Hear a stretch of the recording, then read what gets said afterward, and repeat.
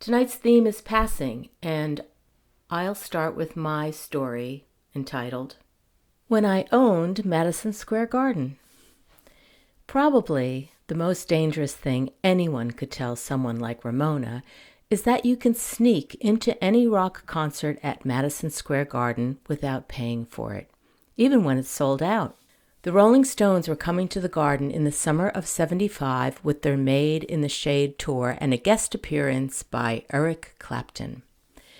Though I didn't particularly like the Stones, I was game for getting into the Garden for free. "This is how you do it," explained a guy I hardly knew.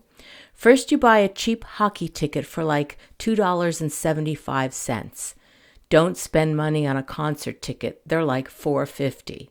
The Stones concert, had I actually bought a ticket, might have set me back $12, but I didn't buy a Stones ticket. The concert was already sold out. I bought a hockey ticket at the Garden box office as instructed. No lines, no camping, no stress.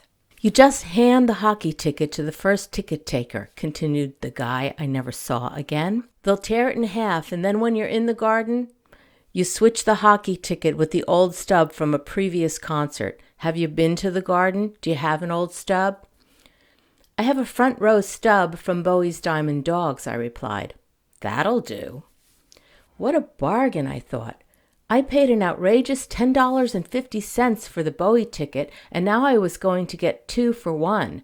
Add a $3 bus ride from Jersey to Port Authority and a short walk to the Garden, and I'd be set. There was no thought as to what I'd do or say should I be caught. I arrived at the Garden, long straight hair parted down the middle, wearing jeans and a peasant shirt.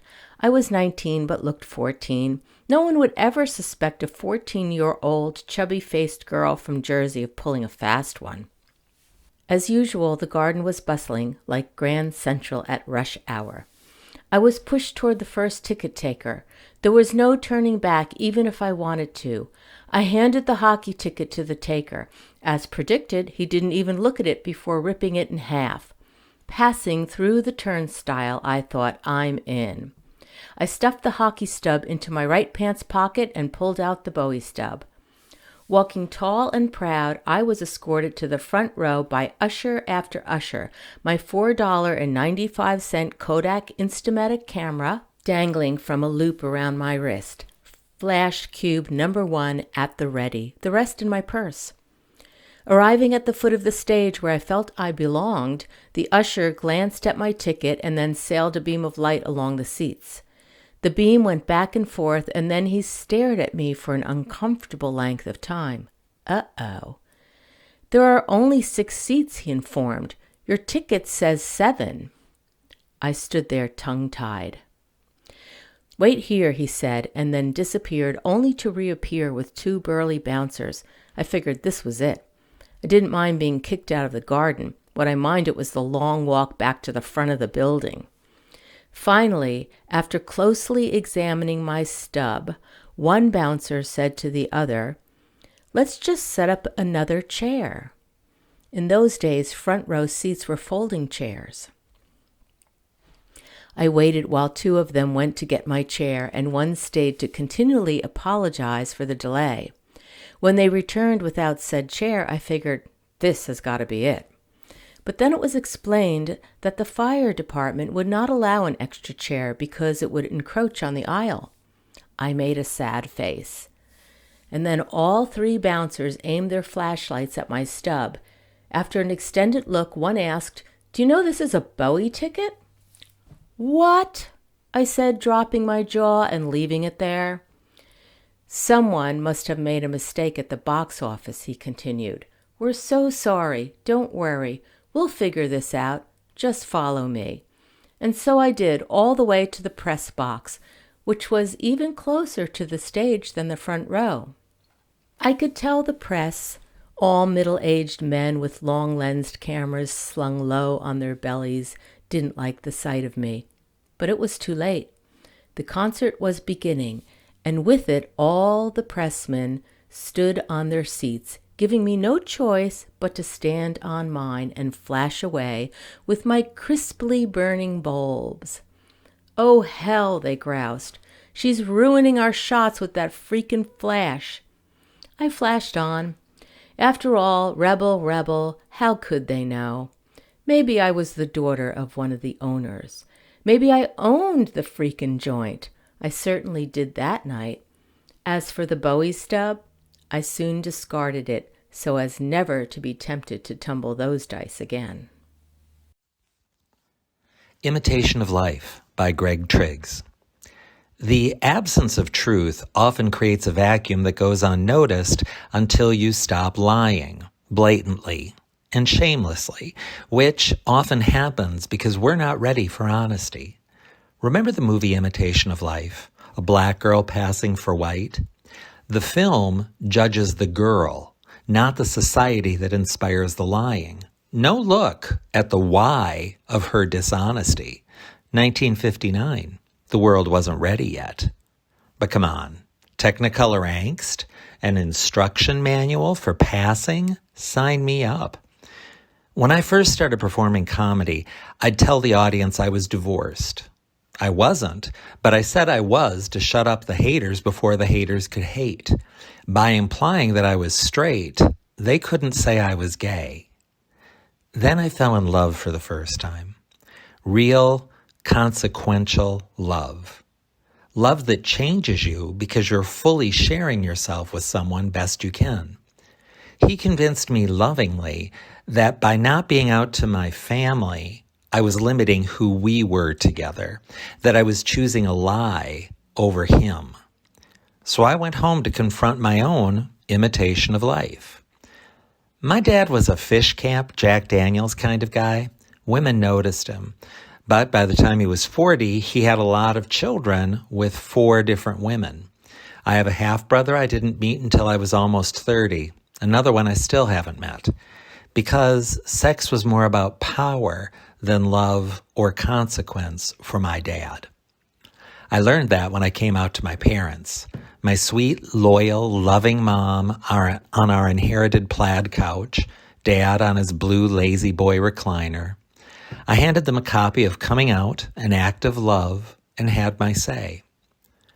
My father then said, "How many other people know about your sex life?" Hilarious. An unfaithful husband, a man who had abandoned a child, a man who had illegitimate children, a person who had been arrested and thrown in jail was wondering about what other people thought. He confirmed something I already knew. A lot of people think being gay is about sex. Now, imagine doing that in reverse. Oh, Mrs. Jones, is it? Immediately, we give ourselves permission to see her as the mid-century stereotype of a heterosexual woman. A flannel nightgown pushed up around her hips, Mr. Jones taking the traditional position for marital relations, thinking of his own gratification while poor Mrs. Jones plans Sunday dinner. It would be limiting and unfair to profile a loving relationship that way. But that's what my dad was doing 40 years ago when he asked, "Who else knows about your sex life?" I said, "I haven't told you anything about my sex life. I'm going to spend the rest of my life with a man. That's all you know." By that time, my dad was sick. I wasn't sure I'd see him again. I tried to make our time together meaningful and profound in the way that's too earnest and borders on annoying. It didn't work. He was distant and more isolated than he'd been in years. But I had changed. I finally figured out the moment couldn't be forced. So I left. I didn't call. I didn't write. I let the dust settle. But it turns out we had both changed. 2 weeks later, my landline phone rang. There was a pause. Then my dad said, "Okay, tell me about that guy you mentioned." The consequence of choosing to no longer pass. The consequence of honesty. Years later, I wrote a column suggesting that the closet indoctrinates people into a life spent lying. At least 10 of my friends asked if the column was about them. Sad. People still trying to pass, willing to settle for an imitation of life. In those moments, I remember a slightly tweaked version of my favorite quote by William Saroyan from his beautiful play, The Time of Your Life. My sisters Emily and Valerie read it when I got married. In the time of your life live, so that in that good time there shall be no ugliness for any life you touch. Seek goodness. Bring it out of its hiding place. Let it be free and unashamed. Encourage virtue in whatever heart it may have been driven into secrecy and sorrow by shame. Be the inferior of no one, nor be superior. Every person is a variation of yourself. No one's guilt is not yours, nor is anyone's innocence a thing apart. In the time of your life, live, so in that wondrous time you shall not add to the misery and sorrow of the world, but shall smile to the infinite delight and mystery of it. Through others, learn the things you would not otherwise know. Saroyan wrote that in 1939. Let's finally start earning that world. Screw imitations. Demand the real thing for yourselves and those you love. Let others do the same. In the time of your life, live. Settle for nothing less. Passing up the cats. Have you noticed that when people talk about their pets, they're overeager to inform you that it's a rescue dog or cat, as if they had barreled into a burning building to save the animal, instead of just admitting, I got the thing for free. You'd think that rescue cats would be glad to have any home where they're safe and well fed, and they probably are glad. But because of the cat rescue ladies, yes, they're almost always women, you're more likely to get into Harvard than to qualify to take home one of their mangy cats. For example, please fill out an application at www.cares.com. We schedule meet and greets for approved adopters only. An application is only the first step in our approval process. Some say it's easier to adopt a child than to adopt a cat from a shelter, for which you must answer such questions as, if necessary, would or could you spend $1,000 or more a month for your cat's health care? Answer, yes. Does your home have screens on every window? Yes, of course. Would you ever, under any circumstances, allow your cat to go outside? Answer, never. And would you ever get a cat declawed? No, I don't believe in declawing, even if my cat tries to kill me. Next, they'll be asking for our fingerprints. And more's the pity if you're over 65. You might outlive the cat, so you're ineligible to adopt a young cat. Ray, my husband, and I were rejected when we tried to adopt a pair of kittens. But now I know the correct answers to all the questions. You have to lie like George Santos in order to become a cat parent.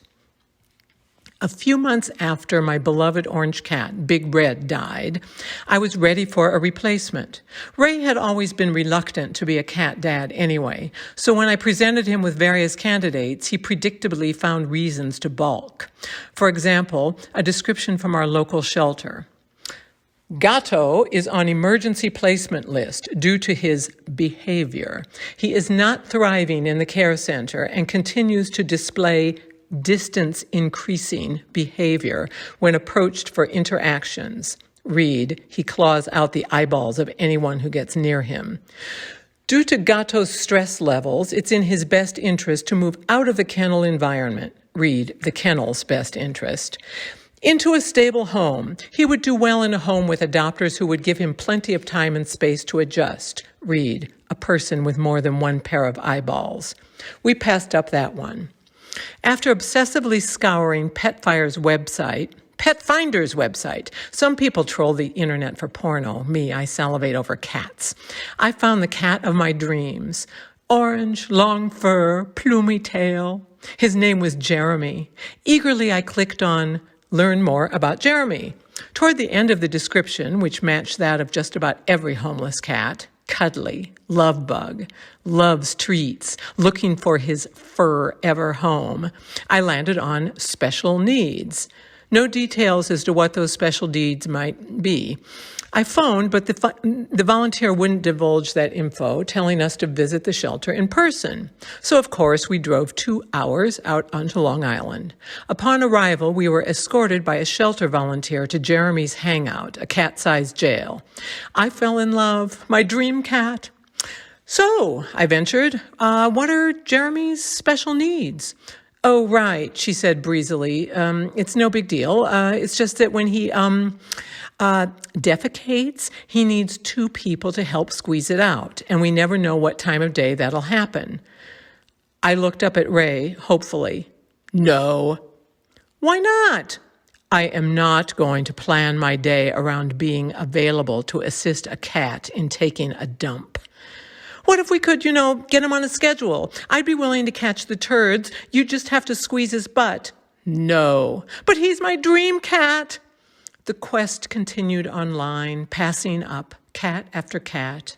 Eventually, I spotted an ideal candidate whose specs included being picked up by rescuers in a Walmart parking lot in Jersey City, where he was wandering around at 4 a.m.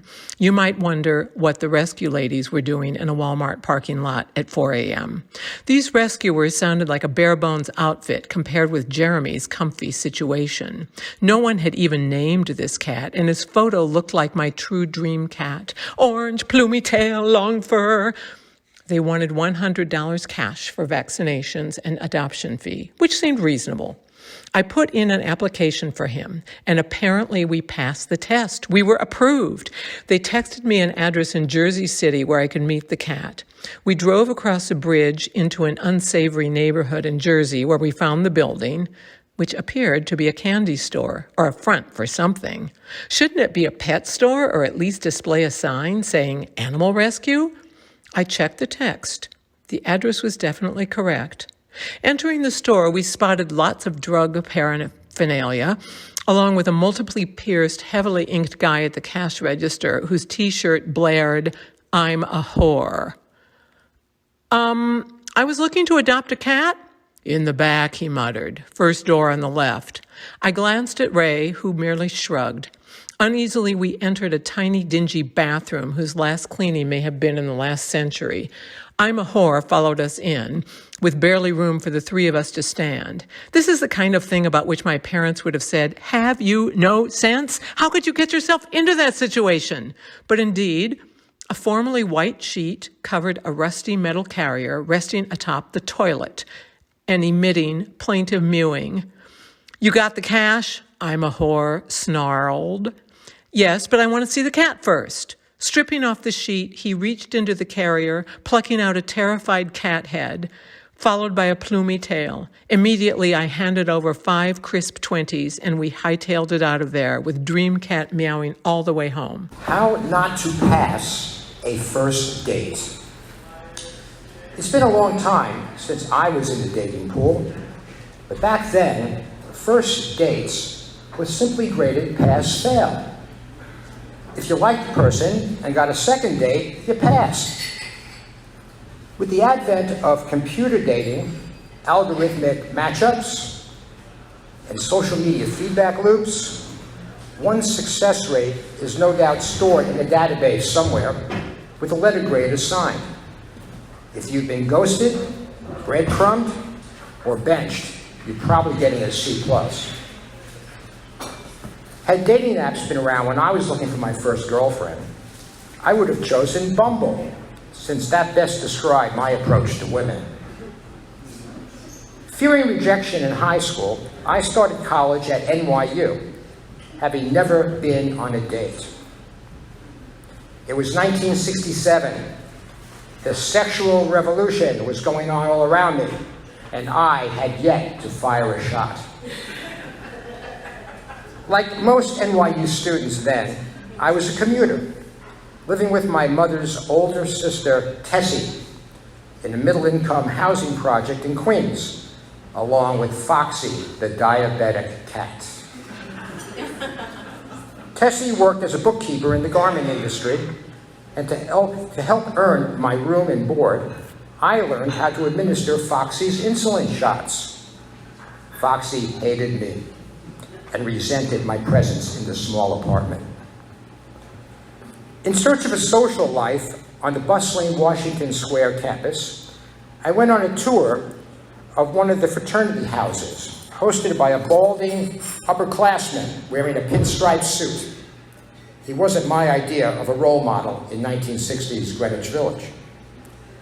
I attended another fraternity event at a local bar, which featured a girl auction. It didn't look like I was a good fit for the Greek scene.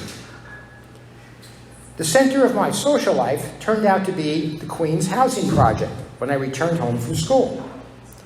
The group there consisted of my cousins Stephen and Philip, who lived in the next building, and several of their friends. This motley group of Jewish young bloods took me in and called me Cuz. With the objective of getting me sex, cousin Philip took me under his wing. He was not much better looking than me, but had more confidence than he deserved.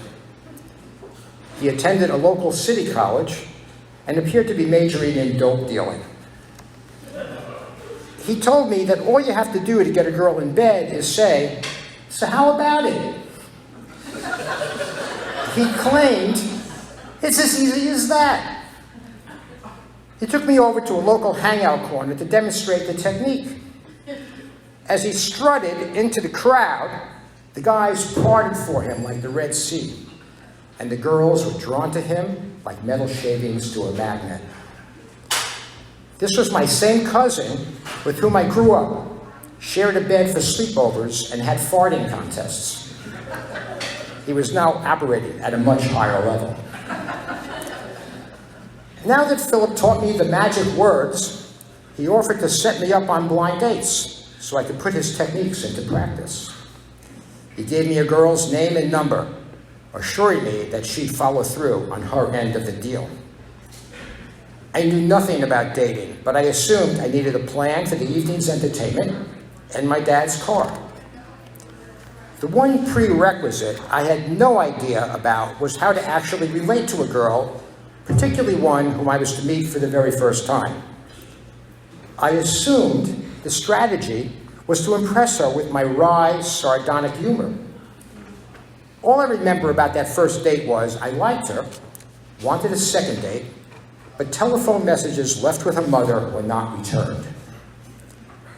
Thinking I could get her attention by finding a creative way to ask her out again, I sent her a Western Union telegram. I waited a few days and called her mother. In an icy cold tone, she said, "I'll put her on." "Hi, did you get my telegram?"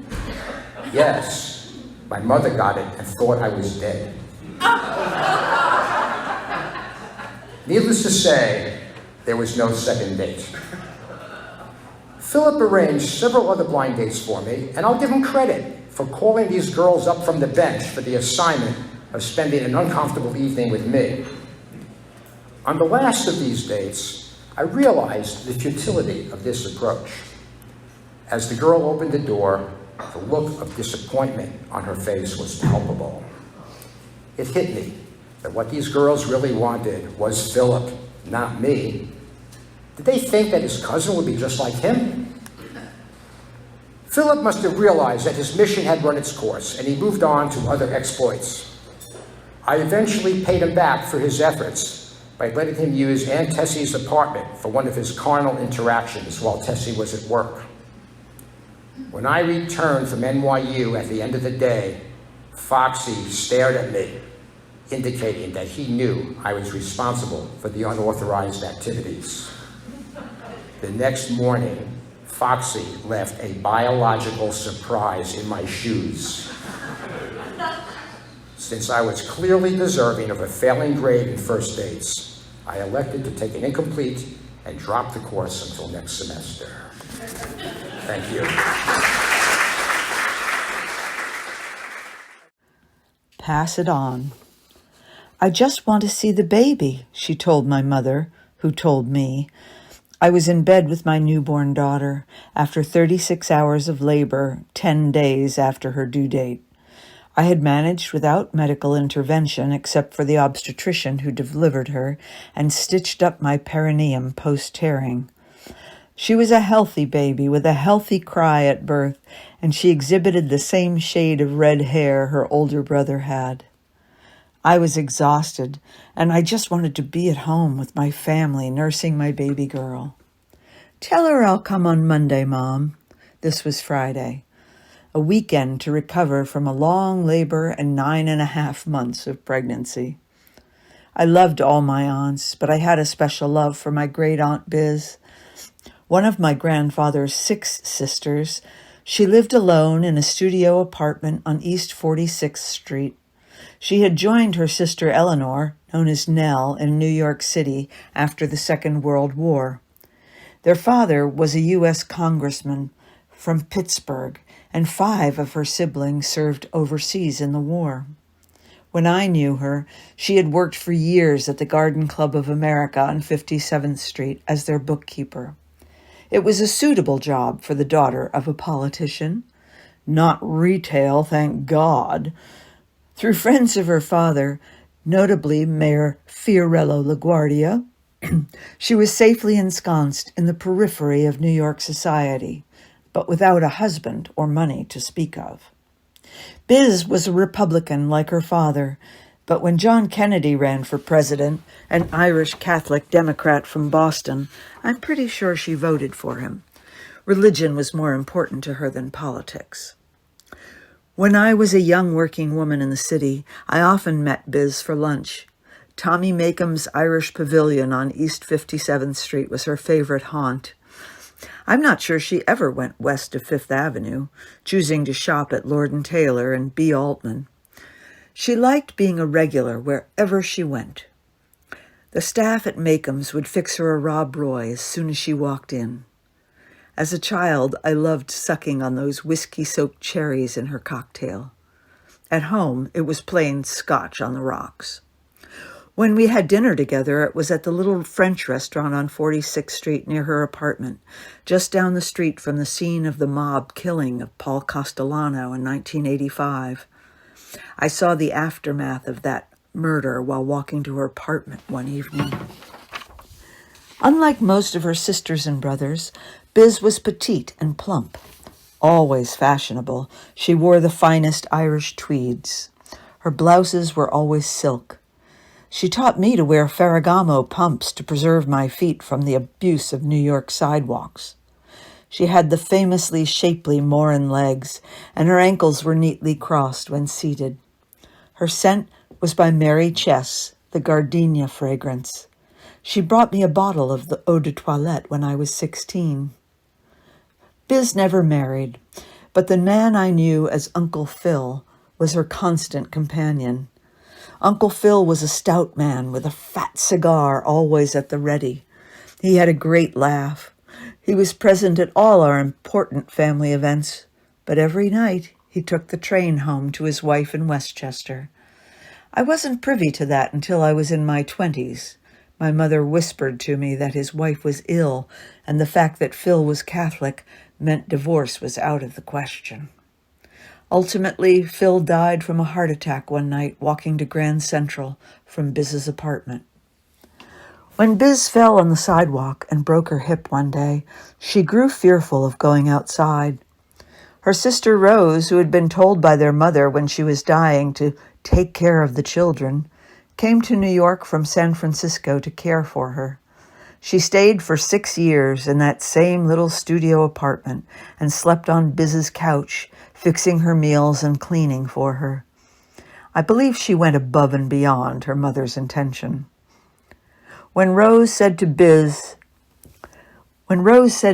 just wanted to see the baby the day my daughter was born, I didn't sense the urgency. But on Monday morning, Biz took her last breaths at home before I could even get dressed to go uptown. I had no idea she was so close to death. Baby Callison was with me at the wake, where she was adored by family members, including Rose and Martin, who must have been startled by her resemblance to the infant Biz, but said nothing. When Rose cleaned out her sister's apartment, She gave me a framed photo of Biz at 16. Years later, we would see that she was the spitting image of my daughter at that age, with her blue eyes and ginger curls. When people see my new granddaughter Rosemary these days, they say the family resemblance is striking. They have no idea. I'll be reading an excerpt from Sayonara Cowboy, a memoir in progress. This chapter is entitled Passage to America. Mother promised we'd soon be on our way to America to reunite with Dad. With the passing of each month, I wondered if it would be so. I thought of her promise the way a Japanese boy thinks about fairy tales. For example, the inch-high samurai. You could doubt how a boy smaller than my pinky could become a samurai, but it happens. He grows and in fact marries a princess. So I wasn't completely surprised when, as impossible as it seemed, we finally boarded the ship for our 2-week voyage from Yokohama to Seattle, just as Mother promised. That was in May 1953, when I was 4.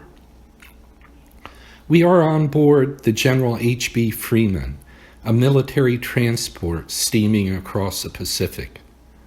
I regard our ship as a wonder, a moving island resolutely steaming across the ocean.